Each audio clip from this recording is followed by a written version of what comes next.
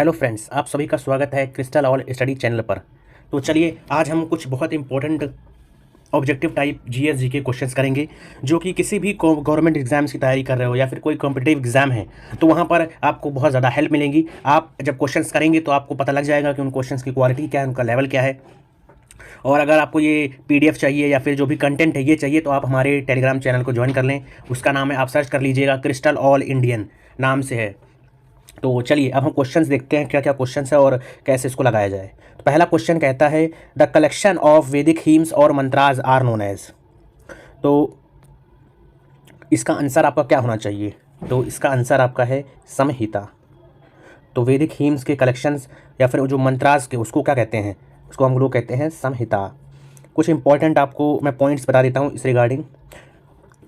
वेद को हम लोग नॉलेज से एसोसिएट करते हैं। बेसिकली वेद हमारे चार हैं, उनमें से सबसे पहला है ऋग्वेद, दूसरा यजुर्वेद, तीसरा सामवेद, चौथा अथर्ववेद। ऋग्वेद का लेना देना होता है नॉलेज ऑफ केमिस्ट्री या फिर मेडिकल साइंस से। ऋग्वेद इज़ द ओल्डेस्ट वेद और इसमें 10 मंडल है। पहला और 10वां मंडल आपका बाद में ऐड किया गया है। यजुर्वेद आपको सेक्रीफिशियल फॉर्मूलाज बताता है, वेपन्स के बारे में बताता है। सामवेद आपको म्यूजिक से रिलेटेड है और अथर्ववेद आपका चार्म्स और स्पेल से रिलेटेड है, मतलब इसको ब्लैक वेद भी कहते हैं, मैजिक से रिलेटेड है अथर्ववेद। तो आई होप ये आपको याद रखने में आसानी होगी इस तरह। नेक्स्ट क्वेश्चन अब हम लोग देखते हैं। Mehrgarh a neolithic settlement is situated in the dash province of Pakistan. तो मेहरगढ़ जो कि एक न्यूलिथिक सेटलमेंट है, तो ये कौन से प्रोविंस में है? तो अगर आपसे पूछा जाए तो आप इसका आंसर क्या देंगे? तो इसका आंसर हमारा हो जाएगा बलूचिस्तान। बलूचिस्तान में कहीं ना कहीं मेहरगढ़ जो है वहाँ प्रेजेंट है। अब इसके बारे में और थोड़ा इन्फॉर्मेशन देख लेते हैं। मेहरगढ़ का जो टाइम पीरियड माना जाता है वो माना जाता है 7000 BCE से 2000 BCE तक, और ये प्रेजेंट है बोलन पास के नियर।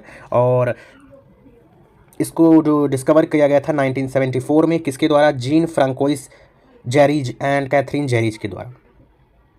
चलिए आगे बढ़ते हैं नेक्स्ट क्वेश्चन की तरफ। क्वेश्चन और कुछ अगर हम इंपॉर्टेंट नियोलिथिक साइट्स देख लें।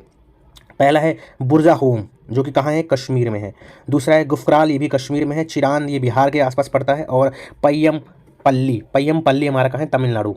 तो ये चार अलग से आपको बता दिया गया है। पहला मैंने आपको बता दिया था मेहरगढ़ कहाँ पर है? बलूचिस्तान में। बुर्जा होम और गुर्तकल कहाँ पर है? कश्मीर में। चलिए आगे बढ़ते हैं नेक्स्ट क्वेश्चन। तीसरा क्वेश्चन कहता है पिकलिहाल और उतनूर ये क्या, कौन सी साइट्स हैं? Neolithic, Palaeolithic, megalithic, monolithic. तो इसका आंसर हो जाएगा नियोलिथिक। पिकलिहाल और उतनूर ये जो साइट्स हैं ये न्योलिथिक साइट्स होती हैं। और कुछ आप देख लीजिए एक बार, और जो साइट्स जैसे मेहरगढ़ आपको पहले बता दिया गया था। तो मेहरगढ़ आपका कहाँ है? मेहरगढ़ आपका बलूचिस्तान पाकिस्तान में। चिरान आपका कहाँ है? बिहार में। उतनूर और पिकलिहाल ये न्योलिथिक साइट्स हैं और कहाँ पर है? आंध्र प्रदेश में और कर्नाटका में। जर्फ अल अहमार और टेल अबू हुरे ये दोनों जो हैं सीरिया में प्रेजेंट है, न्योलिथिक साइट्स। चलिए नेक्स्ट क्वेश्चन कहता है कथा सरित सागर किसने लिखा है? कथा सरित सागर। तो कथा सरित सागर लिखा है सोमदेव ने। जयदेव ने लिखा है गीता गोविंद। और कालिदास ने क्या क्या लिखा है? अगर कालिदास ने लिखा है मालविका अग्निमित्रम, अभिज्ञान शकुंतलम। और ये 1 ऑफ द 9 जेम्स थे विक्रमादित्य फर्स्ट के कोर्ट के। ठीक है, यहाँ तक आपका हो गया। नेक्स्ट क्वेश्चन और थोड़ा इन्फॉर्मेशन देख लेते हैं। जैसे सोमदेव जो थे वो 11वीं सेंचुरी के राइटर है। कहाँ से? कश्मीर से। और इनको माना जाता है कि किंग अनंत के ये कोर्ट पोएट भी रहे हैं। किंग अनंत कहाँ के? कश्मीर के। कथा सरित सागर क्या है? कंपाइलेशन है स्टोरीज और लीजेंड्स की, जिसका एम्फेसिस ज़्यादातर किसकी स्टोरी पे? उदयन और उसके बेटे। नेक्स्ट क्वेश्चन क्या कहता है?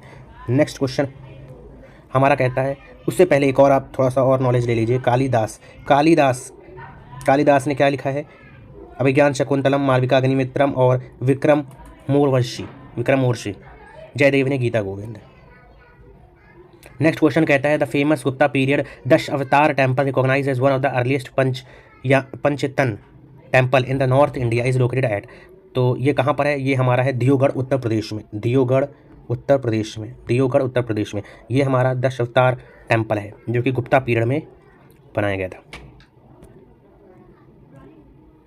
दियोगढ़। और ये डेडिकेटेड किसको है? दशावतार टेम्पल लॉर्ड विष्णु को डेडिकेटेड है और गुप्ता पीरियड में इसको बनाया गया था। यहाँ पर लॉर्ड विष्णु के कुछ जो पोजीशंस है जैसे नर नारायण तपस्या वहाँ पर दिखाया जाता है। और पहला जो टेम्पल है वहाँ पर शिखर, जो कि एक बेसिक हिंदू जो टेम्पल्स होते हैं उनका one of the most important features है, बेसिक फीचर होता है शिखर होना। तो ये पहला टेम्पल है जहाँ पर शिखर हमें मिलता है नॉर्थ इंडिया में। उसके बाद हम आगे बढ़ते हैं और नेक्स्ट अब ये देखिए यहाँ पर basic form of Hindu temple में क्या क्या है। देखिए सैंक्टम एक होता है जिसको गर्भगृह भी कहते हैं, गर्भगृह। फिर मंडप होता है, शिखर होता है और वाहन। ये कुछ basic form of Hindu temples हैं। इंपॉर्टेंट टेम्पल्स में अगर आपको मैं बताऊं तो इंपॉर्टेंट टेम्पल्स में सबसे पहले आंध्र प्रदेश में आपका आ जाएगा कनक टेम्पल, वेस्ट बंगाल में काली घाट मंदिर, और कामाख्या कहाँ पे मिलेगा आपको? असम में। उत्तर प्रदेश में 2 है, इस्कॉन और काशी विश्वनाथ। गुजरात में आप याद करना है द्वारकाधीश और दूसरा सोमनाथ टेम्पल। कर्नाटका में 3 हैं, Chinkeshwar temple, Gomateshwar temple, Hoysaleshwar temple. 3 temple, Chinkeshwar, Gomateshwar और होयसलेश्वर। और बृहदेश्वर टेम्पल कहाँ पे है? तंजौर कहाँ है? तमिलनाडु में। राजेंद्र चोला या राजाराज चोला ने उसको बनवाया था।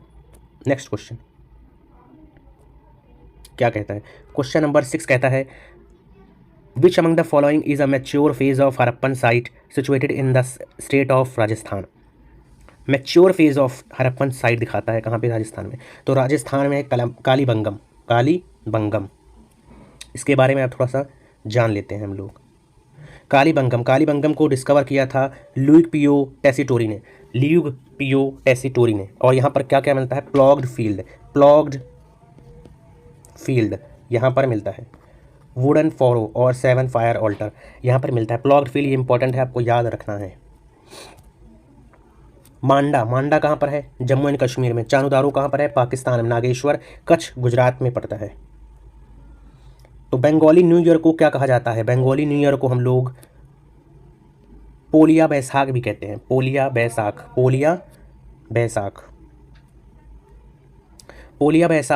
अप्रैल के मंथ में मनाया जाता है। वेस्ट बंगाल, असम, त्रिपुरा और आसपास के जो कंट्रीज़ पड़ती हैं जैसे बांग्लादेश वगैरह में भी मनाया जाता है पोलिया बैसाख में गॉडेस लक्ष्मी और गॉडेस गणेश का वर्शिप किया जाता है। पारसी के नए साल को हम लोग बोलते हैं नवरोज़।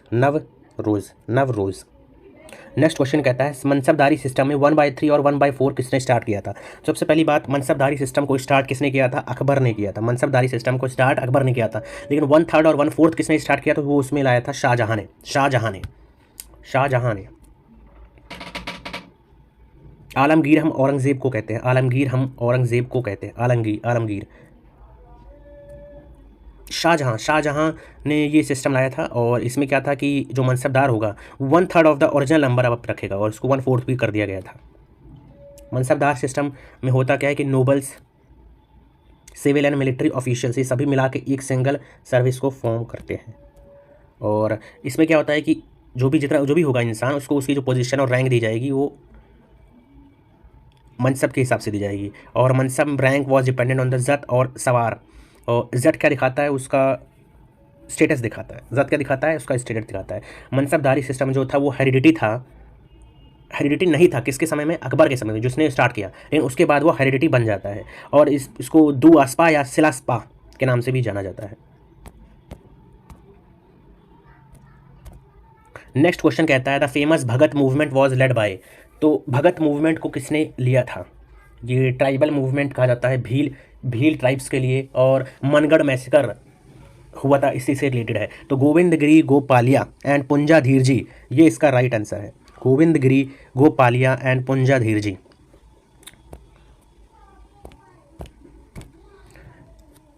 ये हमारे बगल में यहाँ पर गोविंदगिरी जी हैं। और it was a social movement to right the Bhil movement initiated in 1908 by Govindgiri उन्हीं को कहा जाता है। Bhils are commonly refer to as Rajasthan women. Govindgiri ने फॉर्म किया था संप सभा कब? 1883 में। संप सभा 1883 में। नेक्स्ट क्वेश्चन कहता है किसको यंग टर्क कहा जाता था? किसको यंग टर्क कहा जाता था? यंग टर्क कहा जाता था चंद्रशेखर को। चंद्रशेखर हमारे 8th प्राइम मिनिस्टर रहे हैं। 8th प्राइम मिनिस्टर, वो भी जुलाई 1990 से आई थिंक मुझे डेट चेक कर लेते हैं कब से कब तक है। तो 10 नवंबर 1990 से 21 जुलाई तक, 21 जून 1991 तक। और इन्होंने कांग्रेस के अंदर ही जिंजर ग्रुप फॉर्म किया था, जिसके बहुत इंपॉर्टेंट लीडर्स थे जैसे फिरोज गांधी, सत्येंद्र नारायण सिन्हा, मोहन धारिया एंड रामधान। और he was the first prime minister who never held any government office. इन्होंने कोई गवर्नमेंट ऑफिस ही हेल्ड नहीं किया था। चंद्रशेखर को यंग टर्क कहा जाता है। नेक्स्ट क्वेश्चन अब हम लोग देखेंगे। ये रहे हमारे चंद्रशेखर। और आज के लिए ठीक है, 10 क्वेश्चन हमारे पूरे हो गए। आई होप आपको ये वीडियो पसंद आई होगी। धीरे धीरे अब हम और क्वेश्चंस को इंक्रीज़ करेंगे। अभी स्टार्टिंग में सिर्फ 10 क्वेश्चन से स्टार्ट किया है।